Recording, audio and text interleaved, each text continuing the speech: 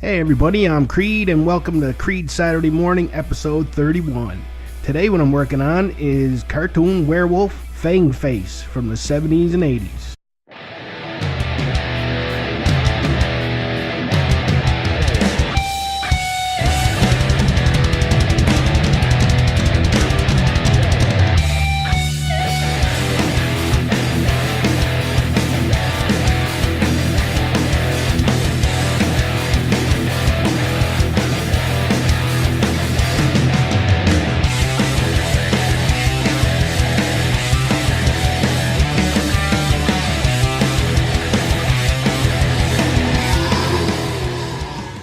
So this one's a little more obscure. I haven't even actually watched this when it originally ran. And it's a real interesting show. It's one of the many Scooby-Doo ripoffs that come out. But it's actually pretty well done. There were 32 episodes made over 2 seasons from 78 to 80. And it was done by the amazing cartoon company Ruby Spears. This is part of my plan to draw all of the cartoons from 1980, and like I said, this is from 78 to 80, but I count anything that ran Saturday morning 1980. Season 1 of Fangface is actually the only season I've seen, and it was a standalone show. For season 2, it was a feature on the Plastic Man Comedy Adventure Show, which is a great show, and I'll be drawing a lot from that as we go on. So that's why I drew this guy. And it's a real interesting cartoon. Even though it's a Scooby-Doo ripoff, Frank Welker, who voices probably somebody on every cartoon, but he voices Freddy on Scooby-Doo, he does the voice of Sherman Fangsworth, aka Fangface. And I always say pardon my voice, but you really will have to pardon my voice a little bit because I'm pretty sure I'm coming down with the flu. So let's get this video done before I get really sick. So the opening of the show explains the premise. It says, every 400 years a baby werewolf is born into the Fangsworth family.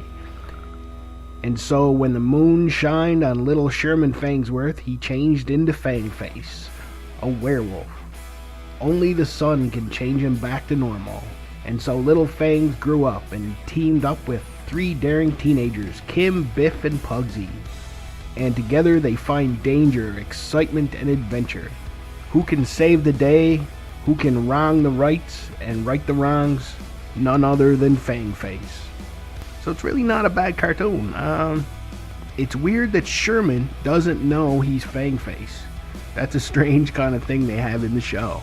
And it's weird, when he changes into Fangface, he immediately thinks Pugsy is going to be food. So he jumps on him or makes a sandwich out of him, starts chewing on his leg, something. And even though it's his cartoon, Fangface and Fangs is actually more like the Scrappy-Doo of the gang. He's always the one that's like, hey, we're going to get into something because of something I'm doing. And the other weird thing about the show is the monsters and aliens and stuff that appear are real. Like, it's not a guy in a suit like Scooby-Doo mostly does. Like, there's a mad scientist with a werewolf formula. There's a cobra queen that rides around on a giant cobra. It's a pretty interesting show. It's really dated now if you watch it, but it's still pretty good. And like I said, for season 2, it became a feature in the Plastic Man Comedy Adventure Hour, but they added his cousin Fangpuss, which was kind of weird. Like, the show didn't run long enough that it needed a fresh new kid like they always do to old shows, but that's what they decided to do. So interesting. So this show is not super popular. You'd probably only recognize it if you saw it at the time.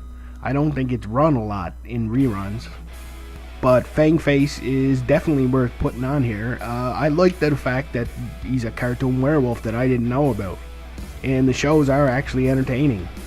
So I just had to draw this guy. Season 1, the episodes were half-hour episodes, but for season 2, they were just 15-minute segments in the Plastic Man show. So if you like Scooby-Doo and its rip-off shows like Clue Club and stuff like that, you should really give Fangface a look. I think the most unique thing about the show is that Sherman will change if he sees the moon, or even a picture of the moon. And he can change back if somebody shows him just a picture of the sun. So that's really weird. I don't even think I've seen another werewolf that does that. So it's a pretty interesting show, and it's worth a look. And if you just search Fangface, you'll easily find episodes here on YouTube you can watch.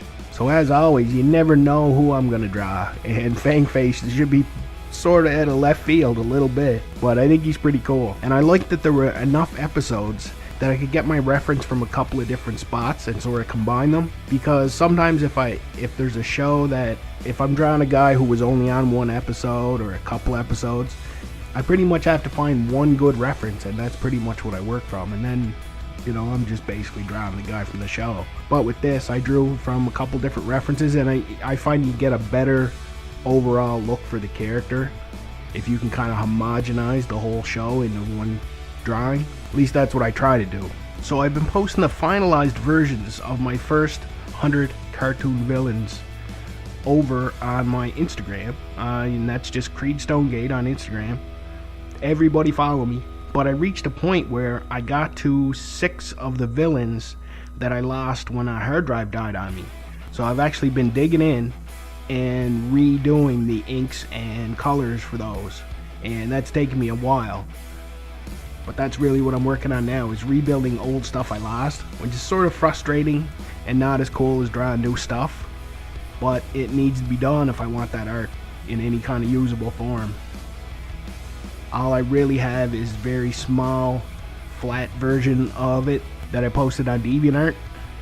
And that's not really good for anything. You can't really use it for print sizes or anything else. But I'll be glad when I get those finished, because then I can get back to making new stuff. So here's the finished art, and I think it came out pretty awesome. That is definitely Fangface.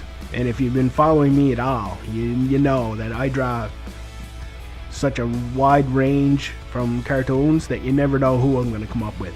So stay tuned for the next video to see what kind of crazy cartoon character I draw next. And until then, take her easy.